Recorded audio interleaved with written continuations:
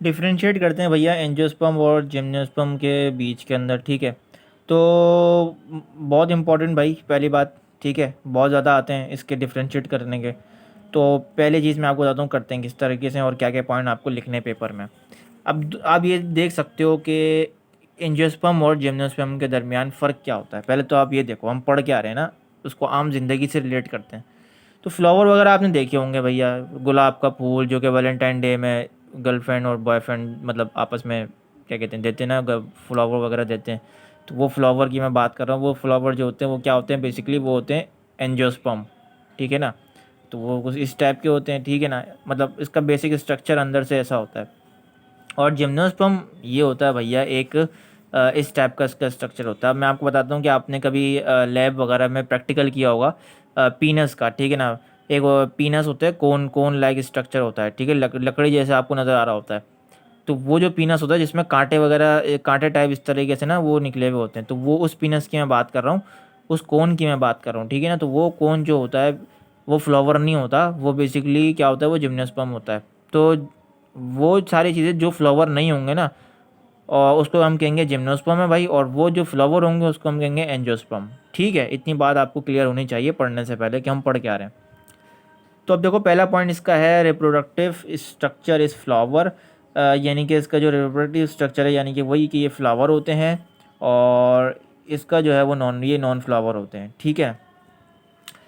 अब देखो इसका दूसरा पॉइंट क्या है, लिखेंगे आप दूसरा पॉइंट इसका सिंपल, इसका सीड जो होता है यानी कि बीज, वो क्या होता है, इनक्लोज होता है यानी कि कवर होता है पूरी तरीके से। और इसका सीड जो होता है भैया वो कवर भी हो सकता है और नेक भी होता है यानी कि अनकवर होता है, ठीक है, दोनों बात होती हैं। लेकिन ज़्यादातर इसके अंदर जिम्नोस्पर्म के अंदर जो होता है सीड नेक्ड होता है, अनकवर होता है, ठीक है ना। अब इस देखो यहाँ पर आपको नज़र आ रहा होगा, ये जो इसका सीड है ना इधर, ये देखो पूरा कवर हुआ हुआ है इसका, इसके अंदर ऐसा कोई सीन नहीं होता।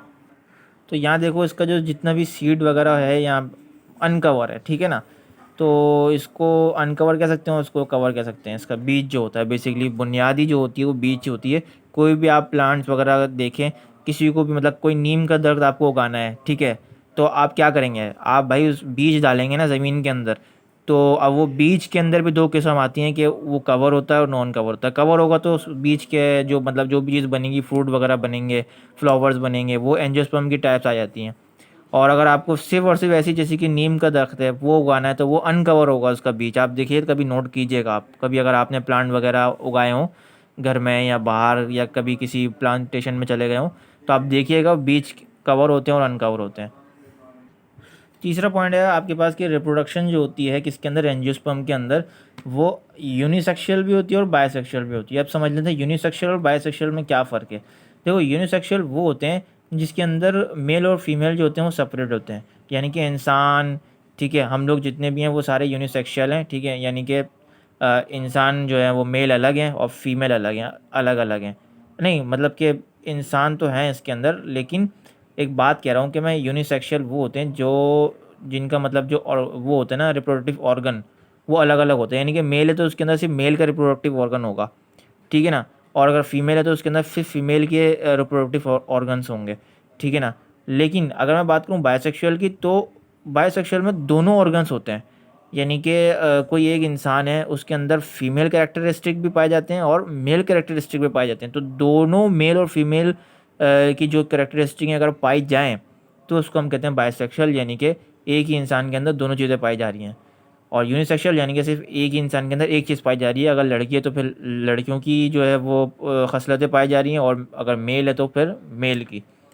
तो ये तो था भैया थोड़ा सा डिफरेंशिएट। ये मुझे ना जब मैं इंटर में पढ़ता था तो मुझे उस टाइप का भी मतलब उस दफ़ा भी मुझे इसका डिफरेंशिएट कभी समझ में आता ही नहीं था, क्योंकि किसी ने तरीके से समझाया ही नहीं। अब जो है क्योंकि भाई आपका मौजूद है तो आपको जो है मतलब आपको सही से जो है वो डिफरेंशिएट मैं आपको करके बता रहा हूँ। तो बहरहाल तीसरा आपका जो पॉइंट है वो आपका ये हो सकता है कि दोनों चीज़ें करते हैं, क्योंकि फ्लावर हैं, यूनिसेक्सुअल भी हो सकते हैं, बायसेक्सुअल भी हो सकते हैं।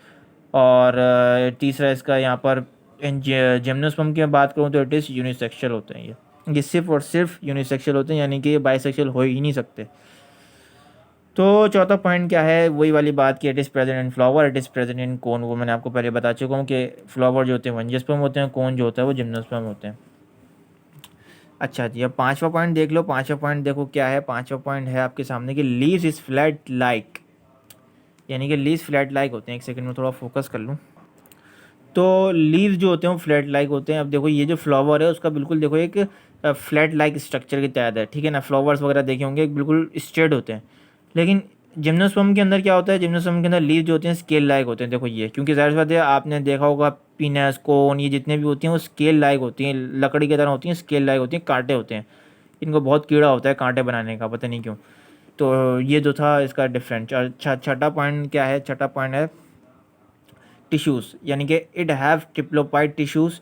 इनके अंदर 3N वाले टिश्यूज़ पाए जाते हैं। किसके अंदर, फ्लावर्स के अंदर, यानी कि एंजियोस्पर्म के अंदर। जब भी बात की जा रही हो फ्लावर्स की, समझ जाओ कि ये क्या है, एंजियोस्पर्म की बात की जा रही है।